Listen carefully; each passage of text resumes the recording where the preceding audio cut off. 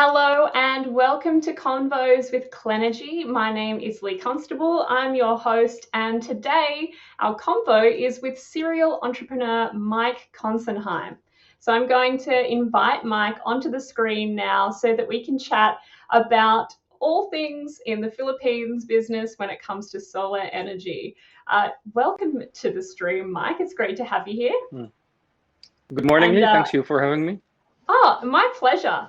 So let me tell everyone a little bit about you, Mike. Mike is the CEO and country manager.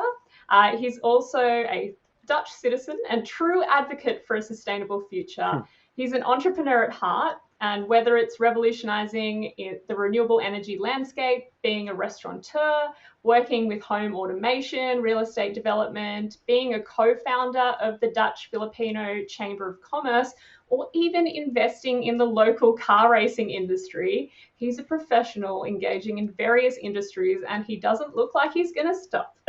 So Mike was part of the SolarNRG team in the Netherlands in 2013, and his foresight and tenacity, because of this, he's started operations in the Philippines in 2014. It was initiated as a joint venture between a local partner and with the immense technical support from SolarNRG Netherlands. So it's been 7 years after incorporation. SolarNRG is one of the top solar rooftop companies across the Philippines with over 50 dedicated green energy specialists. And Mike, I understand you also have a Master's of Science degree in Strategic Management and Business Admin. Which is all amazing as well. And I know I've heard from others at Clenergy that they wish they were you. So well done you. What a bio. Welcome. Thank you very much, Lee. So Mike, first of all, give us in a nutshell what your work right now is and what that looks like day to day and week to week. Thank you for that. Again, thank you for the opportunity for having me, and thank you for letting me share my story. As everybody would start this story at these days, it's a little bit different from what it normally used to be. But right now, a day to day is relatively, or at least it was relatively normal, being mostly in the office these days because meetings with clients are mostly Zoom.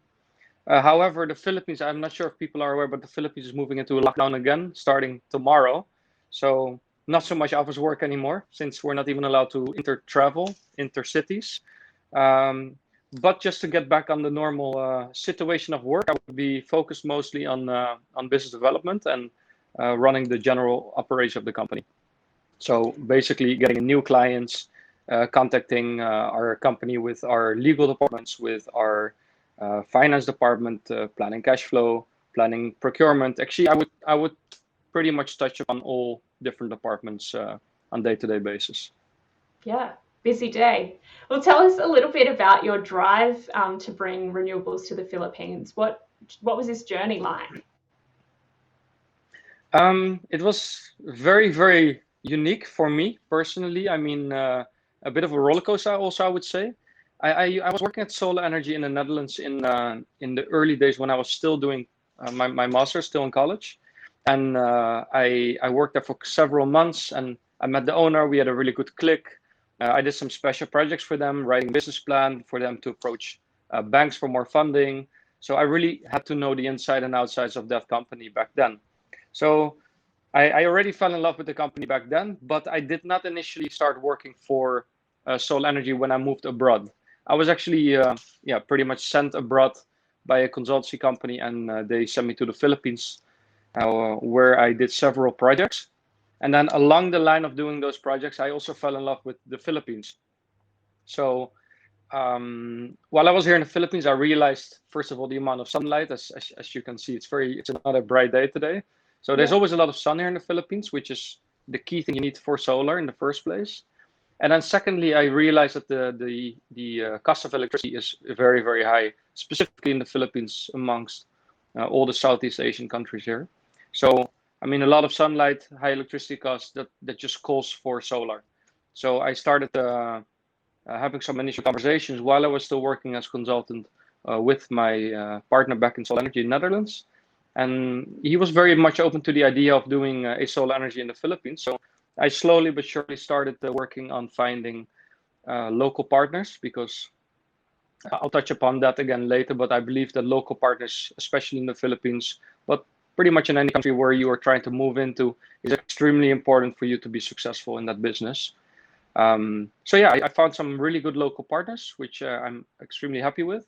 And we managed to build our company starting 2014, and now it's 2021 already. So 7 years in the go.